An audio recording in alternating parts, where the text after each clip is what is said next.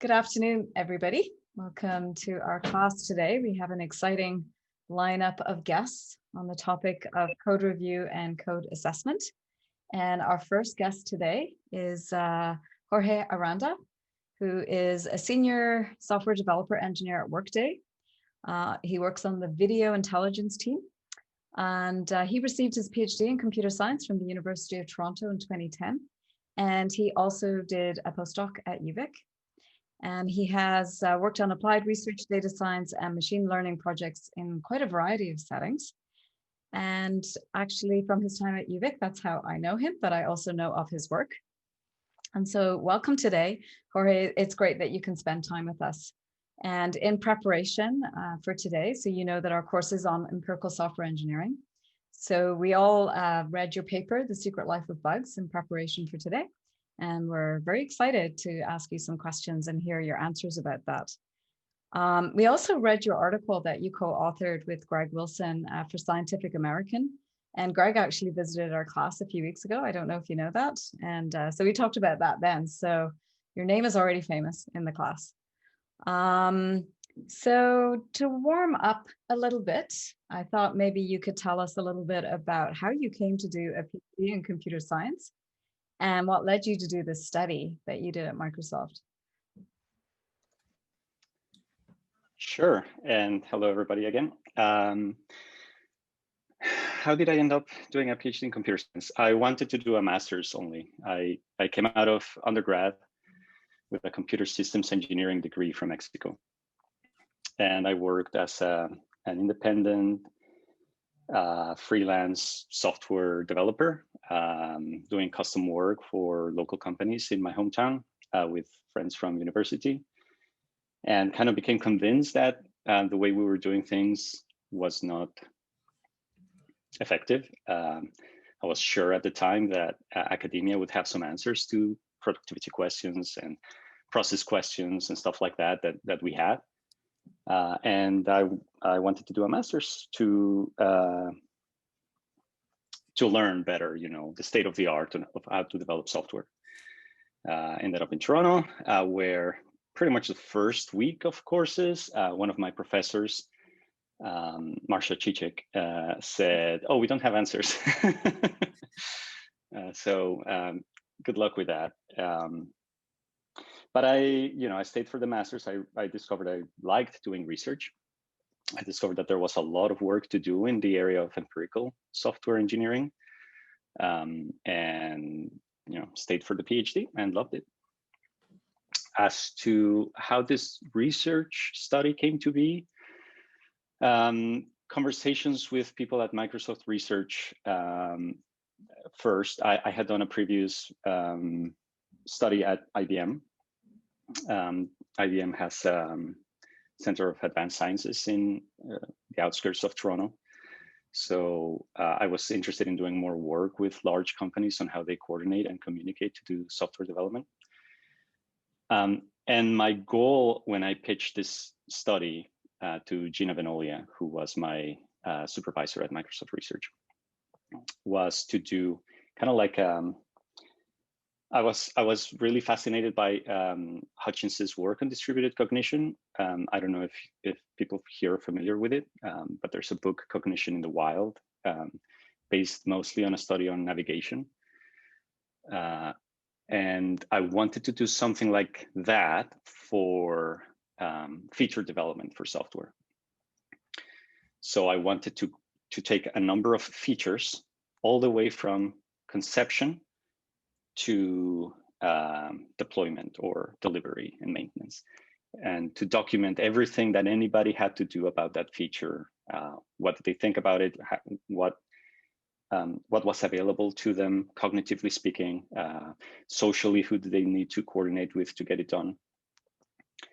And there's a reference to the pilot that we did for that, that version of the paper. I think close to the end of the paper that you read. I tried to do that and it was overwhelming. It was for a very simple feature that I took first as a pilot. It was a checkbox in a dialog window for Windows. We uncovered hundreds of people that participated in it one way or another. hundreds, maybe 1,000 pages of documentation, tests, performance tests, internationalization stuff. It was just huge. And I told Gina, we can't do this for 10 features. We need to scale down to maybe bugs. And so that's how we ended up looking at bugs. Which was a small thing to look at, right? Yeah, well, even bugs. Some of the bugs did take weeks of development, but of research. But yeah, it was at least an order of magnitude lower. Mm-hmm. So I always consider your paper one of my favorite papers actually of all time from software engineering literature, because it really kind of pushed us to think quite differently about the kinds of research that we were doing and what was going on behind the scenes that we might not ordinarily look at. I'm going to actually switch to the student questions because they have prepared quite a few questions. And for that, they posted them on Slack, and we've sorted them and sort of grouped them a little bit by theme. And so I've mentioned to them that I'll call on them to ask their questions. If they don't appear quickly, I may jump in. But I'll go through and ask them to join our conversation here. So Jonathan, are you there with the first one? So the first few questions I thought we'd ask kind of focus around the mind data that you looked at in your study. And so there were some questions about that. So is Jonathan with us today? Yeah, I'm here. Great. You want to jump in? Sure. So my question was, in your paper, you demonstrate that data obtainable through mining is often incomplete, inaccurate, or straight up wrong. In your opinion, do the results of your paper invalidate the results of the large portion of software engineering research that only considers mined data? So I would say invalidates is a very strong word. I wouldn't make that claim. I think it does. So I think what the paper and the results do is maybe raise a flag that some of those results might need to be revised, that there may be some issues there that just focusing on electronic records, the researchers could not see. And I think that's, so I think most of the follow-up work that happened after this paper kind of made that assumption. Gina, Benoli, and I joked that we had written a threats to validity paper where we get cited a lot in the threats to validity section, mostly along the lines of, we know that electronic records don't have the whole picture, reference to our paper, but in our case, we are confident that blah, blah, blah, blah, blah. And I think there needs to be more caution, but I wouldn't say that it invalidates everything for sure. Yeah, it's an interesting. I saw a tweet yesterday about somebody sort of claiming that system data is much more reliable and gives you a lot more information than, say, survey data. And then there was a little bit of a backlash. I think a lot of people are aware that the mine data is not complete. But I find it intriguing that people reference you as a way of saying, yeah, but we don't need to worry about it. Yeah, that's fascinating. Yeah, we've heard that criticism. We're fine. Yeah, doesn't apply to us. Yeah. Thanks, Jonathan. So a little bit follow on from that. So in your study, so if Anthony's there, I'll ask Anthony to jump in. In your study, you looked at large company, right? You looked at Microsoft. Anthony, did you want to jump in here? Sure. So in your research, you looked at like large company like Microsoft. So my question is, do you think for smaller companies, software repositories history would provide more valuable and accurate information? Because they might have less complex communication and stronger accountability since they have less people involved.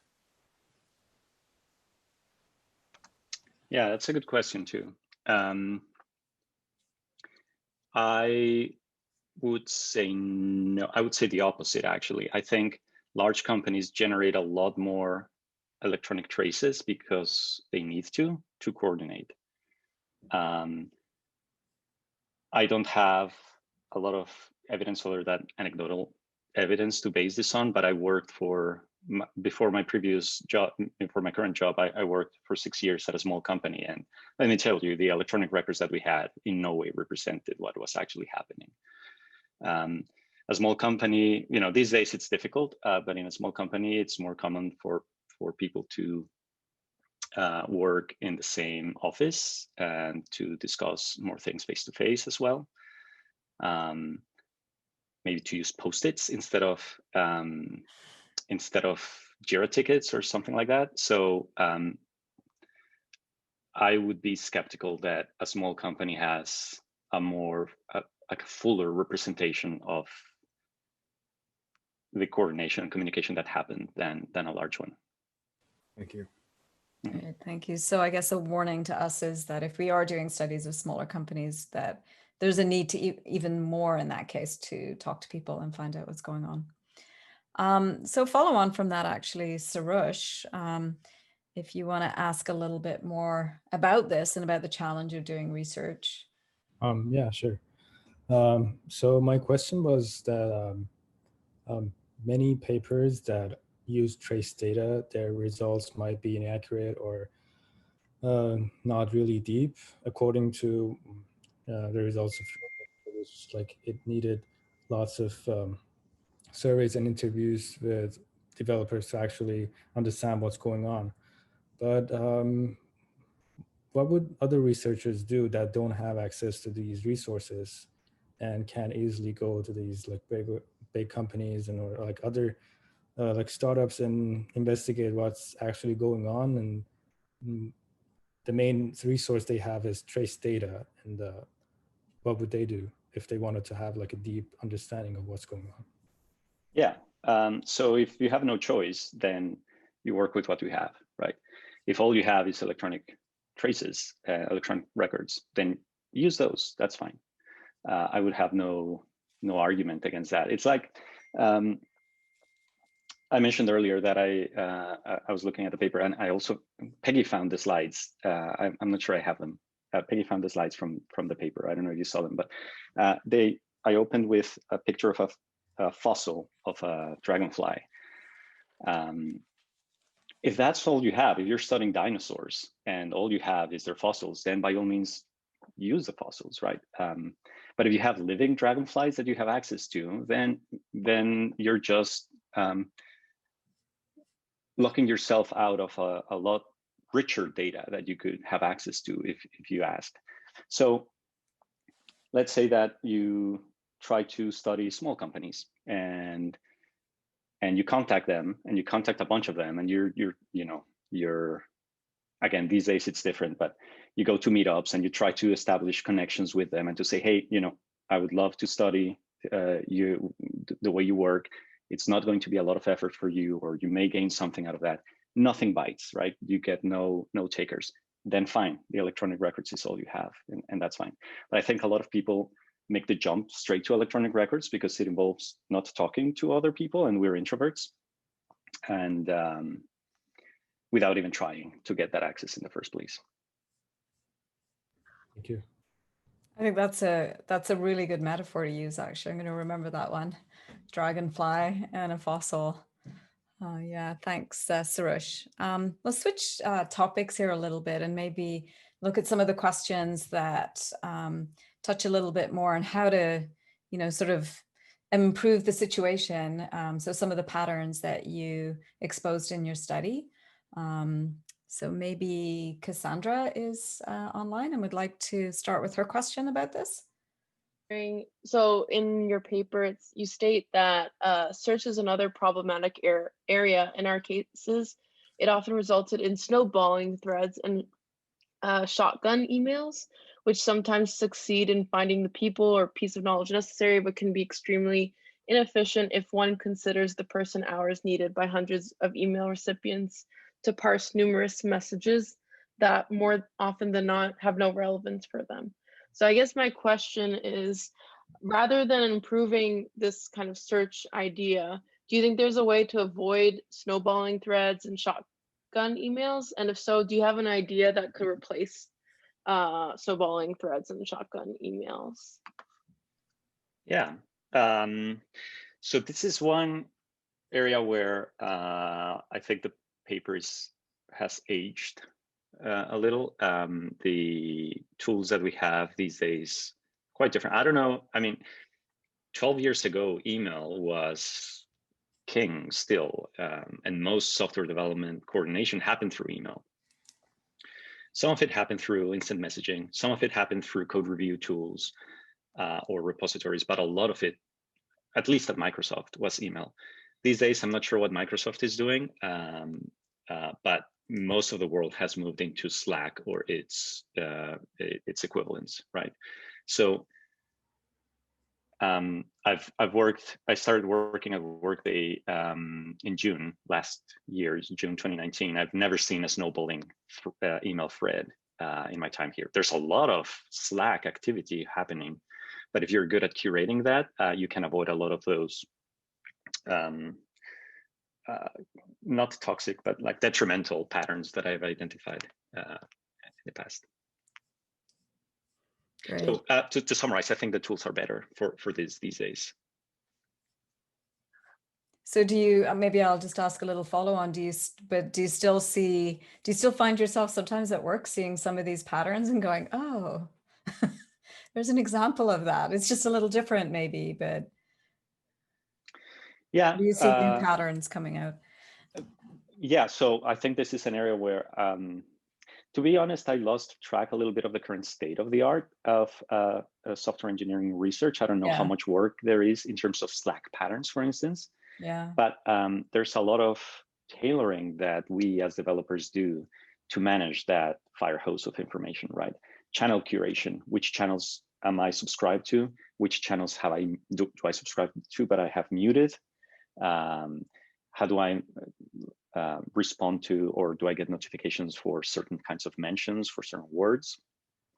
I have some Slack channels where no message goes by that I don't pay attention to. They're all important.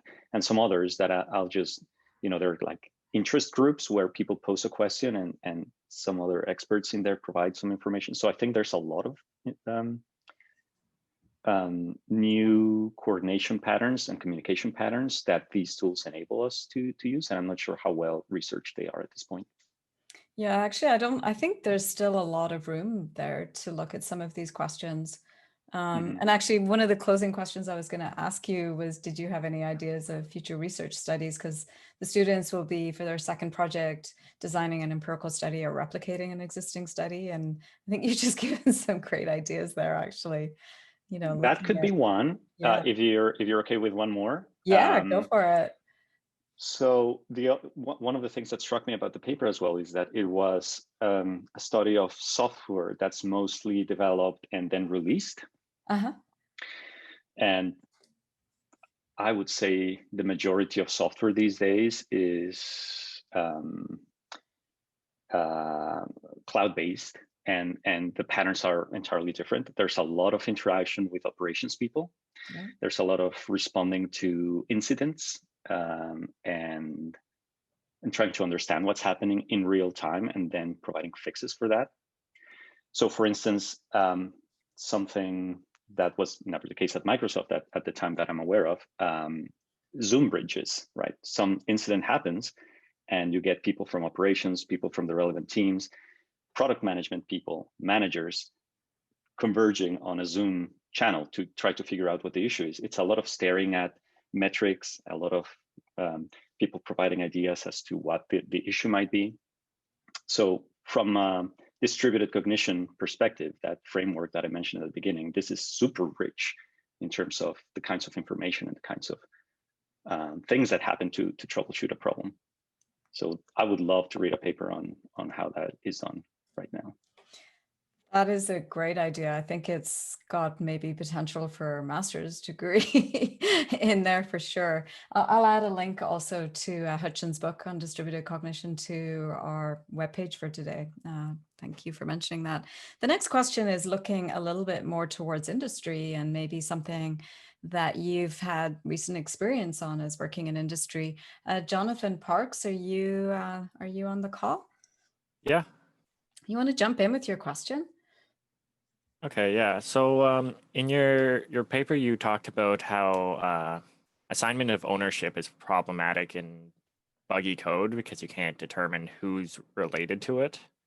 or who owns it. Do you think having a tech lead as part of each small team would help kind of fill the gap left by the developers?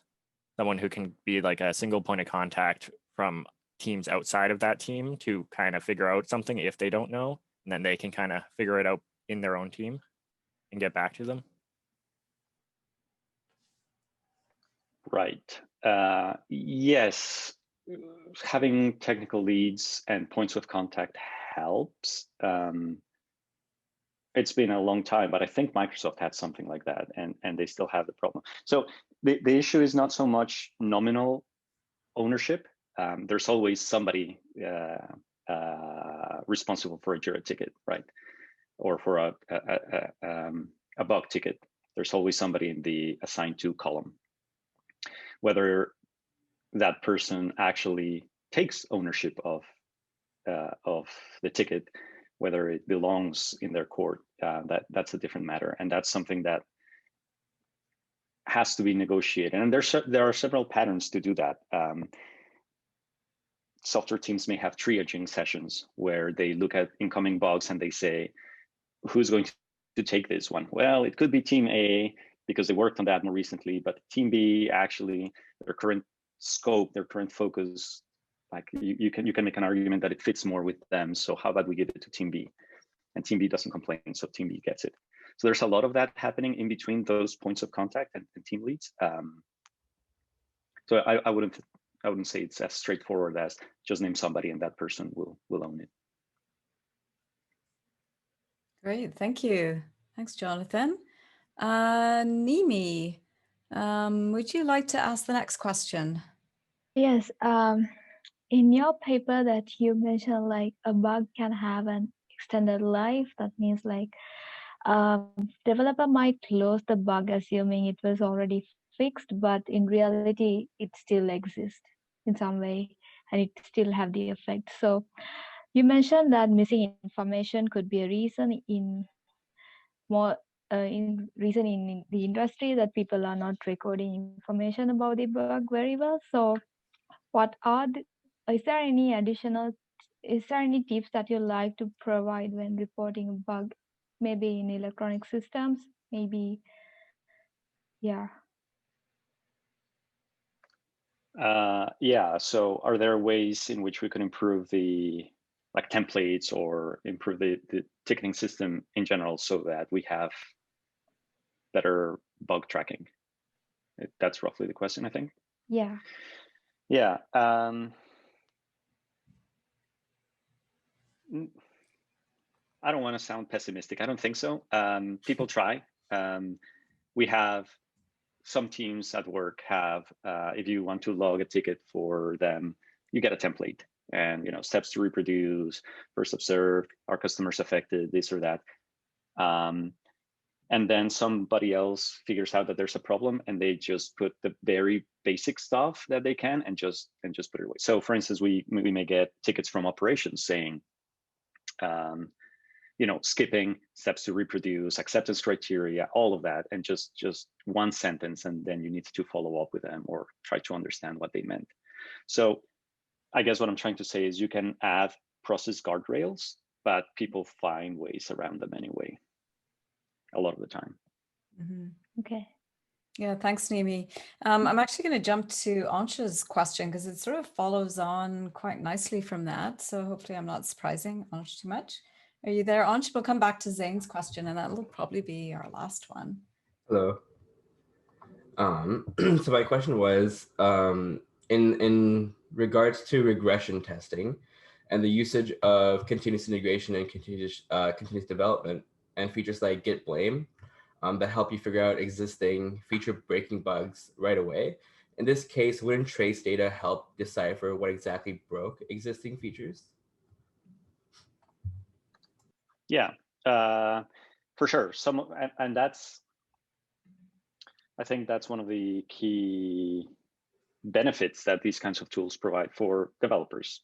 So a common pattern might be we're observing some issue in our non-prod environment. Let's take a look at what, and production is fine. Let's take a look at what non-prod has that production doesn't have. Oh, it's got these 3 PRs. let's look at them. Okay, it's probably this one. Let's roll it back. Let's redeploy. So there's a lot of that happening. It's not foolproof. It may well be that it's something entirely different, but I would say that this is one of the main ways in which DevOps people troubleshoot what's going on by looking at Git blame or something like that. They weren't using Git in this study. They were using internal version control. I don't even remember, but it wasn't Git. But same principles, right? Yeah, thanks. And maybe for the last question, thanks so much, Jorge, for answering all these questions. I think they're really interesting. Zane, do you want to ask? I mean, Jorge touched on this one already, but maybe you could focus a bit more on the work from home aspect.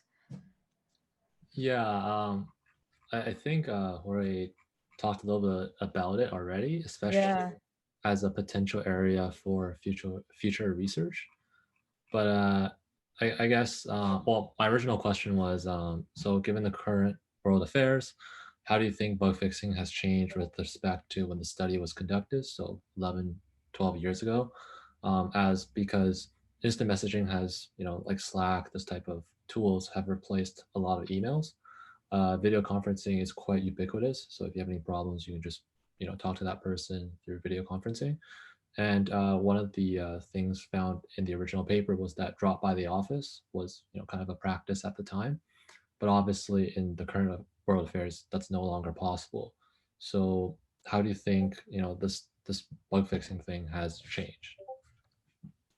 Yeah, good question. Drop by your office still happens, but it's just, a direct message. Hey, I have a question for you. Do you have time right now or later? Sure, right now. And then you have a one-on-one on Slack, or Zoom, and just troubleshoot that issue. You don't have the face-to-face contact, which is always nice. There's less richness to the communication, but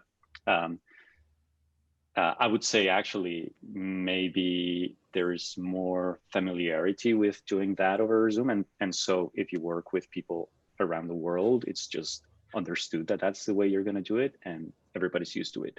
So maybe that aspect of it has even improved over what we observed 12 years ago. One thing that you miss, just to wrap up, is like the more ambiental information, the more like you walk back to your desk and you see everybody in operations huddled around the monitor. Okay, what's going on? There's an issue there. You wouldn't figure that out otherwise. Or you go into the lunchroom and you hear about this other project and what they're doing and what the solution that they're trying is, and okay, that gives you an idea for your own. So you lose a lot of that with what we have. Yeah, thanks, Jorge. Thanks, Zane. That was a great question. I mean, it's really on our mind with work from home, how things are changing. We had a visitor last week, Evan Haber, who talked about studies of system administrators and how they solved these kind of problems and how it took so much kind of collaboration. And it's sort of interesting, I think, to imagine what's happening to replace that huddle, right? That huddle pattern that you talked about. Yeah. So yeah, well, Jorge, thank you so much for taking time out of your busy work from home day today. And thank you. I really I love these questions. This looks like a great course. Thank you, Peggy, for inviting me. I hope your students understand how lucky they are to get, except for me, such distinguished guests into their course. I will have to run. I can't stay for the rest of it, but I wish you very good luck. Thank you so much, Jorge. Thanks again for coming. Thank you. We'll clap a little bit before you go. Thank you. Goodbye. Bye. Bye, Jorge.